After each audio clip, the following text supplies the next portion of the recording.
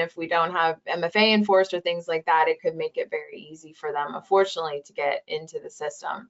So I know we have went through a lot of information here. So I know we're coming up on the end, but Keith, why don't you take us through a summary of what we discussed today?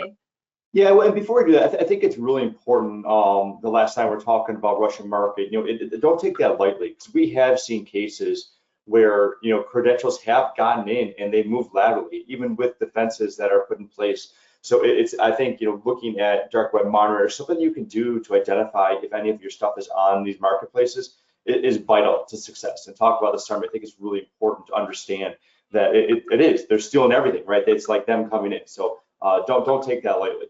So looking at the summary, Kroll has seen a study of targeting of the professional services industry, has been the top impacted sector for each quarter in 2023, and it's definitely going to continue to 2024.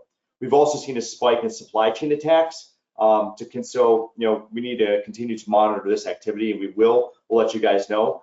We observed an increase in threat actors targeting external remote services as their initial access method during ransomware attacks, and really any attacks. And George talked about that earlier.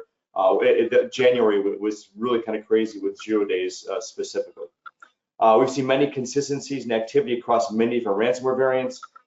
And this last one, train, but phishing remains the top threat as actors continue to evolve their techniques to lure victims using their the QR codes, whatever they're doing it, right? They're getting themselves in there. So with that, what actions can we take? When it comes to protecting your data, remember the wise words of Keith Wojcicki, is that stay classy and stay secure. But George, Lori, I'm going to have you talk about specifics.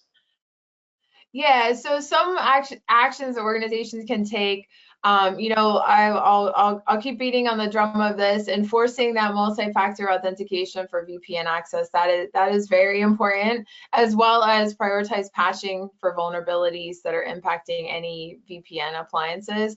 I'll also give a plug. I know we have our written report for this session is being published on our website today. I think Keith's going to give specifics on that later, but we do have a little more details on actions in that report, so I would encourage everyone to visit that as well.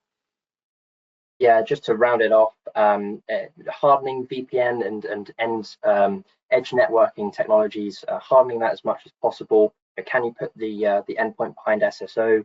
Anything like that can significantly slow down threat actors.